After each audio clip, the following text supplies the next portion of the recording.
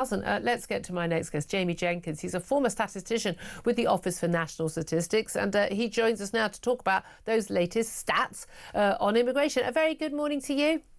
Good morning, Julia. You all good? Very good indeed. Thank you very much indeed for joining us. Now, you're someone who can crunch the numbers, and these numbers are often very difficult to take in. We get the numbers at 9:30 in the morning, just before we go on air, and I'm sort of get handed all these figures, like all these pieces of paper, and it's like, wait a minute, what does this mean? And it's net this and this and that. But basically, summary of the situation, we are looking at having a total of, well, net migration of people more coming to this country than leaving this country in the calendar year, January to December of 2024, 431,000 more people came to the country than left the country. This is down to quite a lot of people coming to the country, but also quite a lot of people leaving the country, students and others, dependents also not being allowed to be brought here.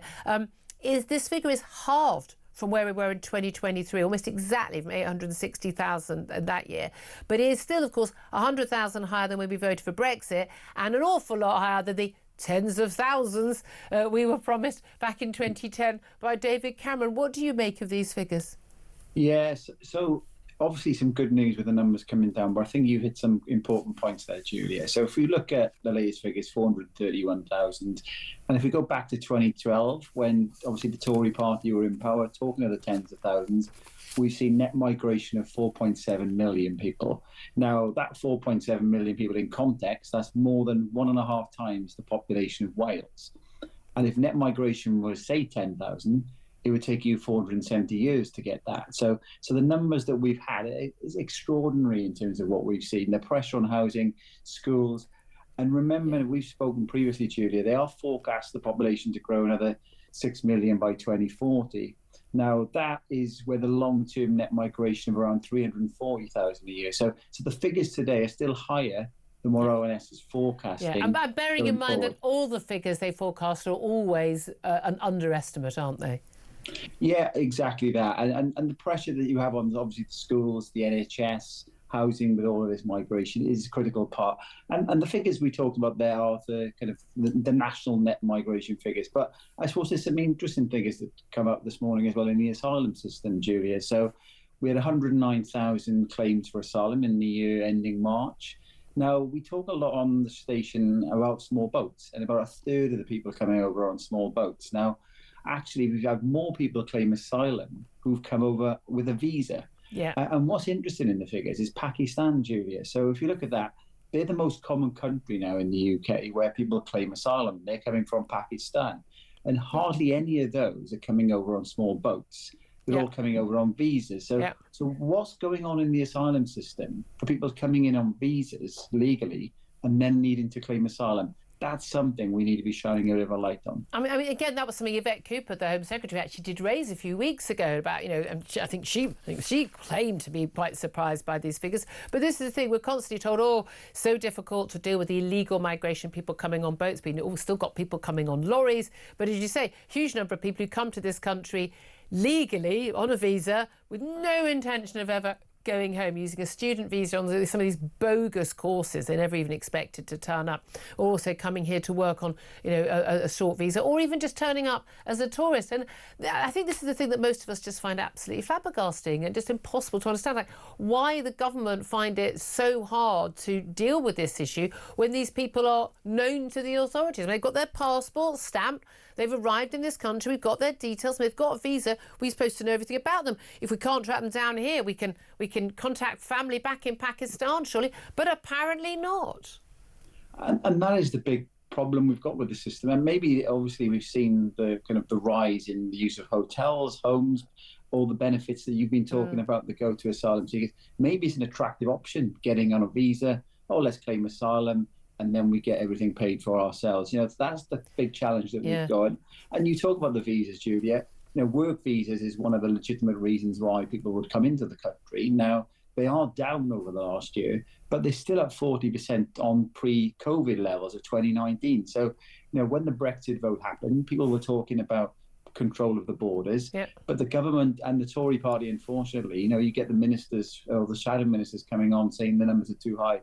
all of this happened under the Tory party's watch. Yeah, no one can really take credit for anything here. And again, Boris Johnson, Mr. Brexit, the biggest bounce in the number of people coming to this country legally, totally within the control of the government, was under his watch. But this is the thing, isn't it? There are an awful lot of people who talk a good game on this issue. They say all the things, the soothing words, and it's terrible, isn't it? But actually, they don't believe a word they say. And that's on Labour, Tory sides. Lib Dems, to their credit, don't even pretend. They just say, no, we want everyone in the entire world to come here. So do the Greens. But, the Tories and Labour have talked a good game on this for a number of years and then never actually deliver.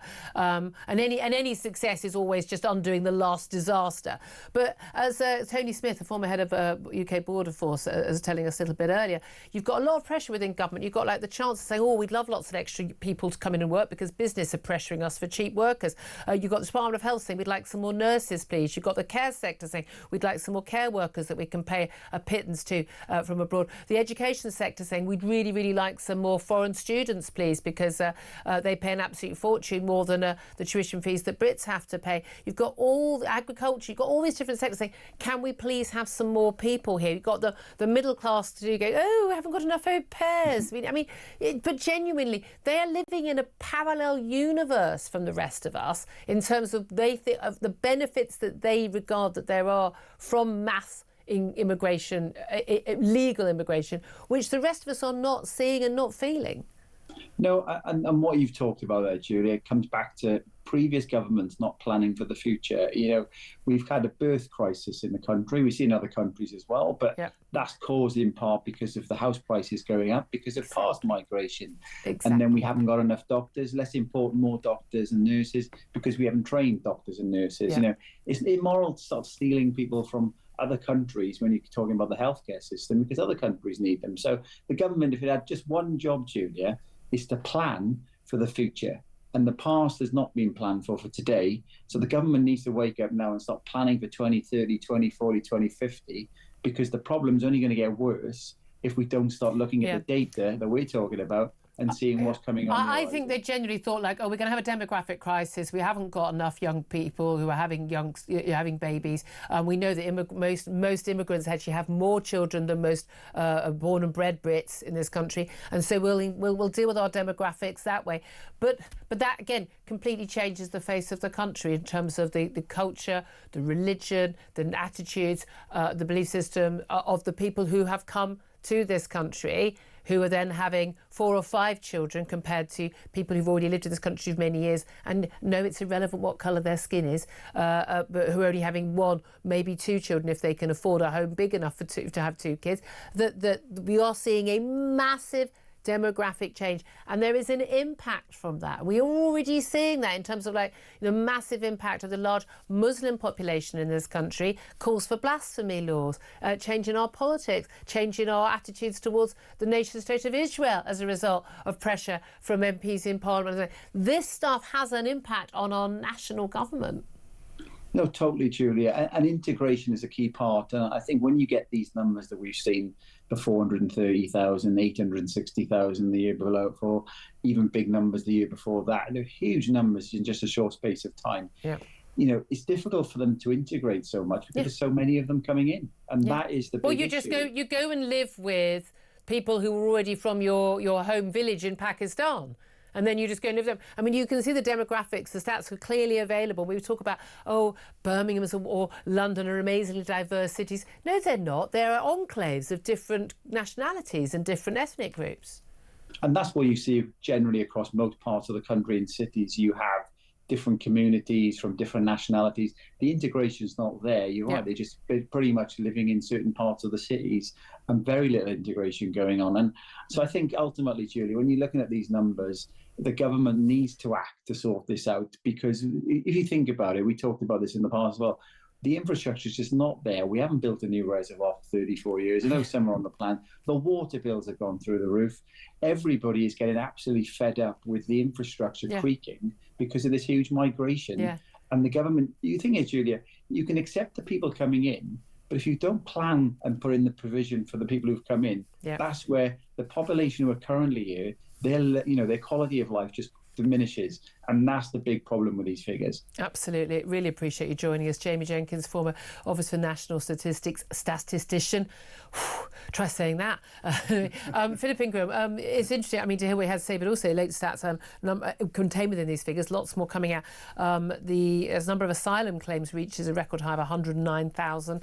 As he mentioned, people claiming asylum in the UK in the year up to this March, up 17% on the year before, as he mentioned. I mean, you know, none of this stuff is being dealt with, but the number of asylum seekers in hotels has fallen to 32,000 from 38,000. I mean, whoopity-doo-dah. Yeah, but they haven't gone home.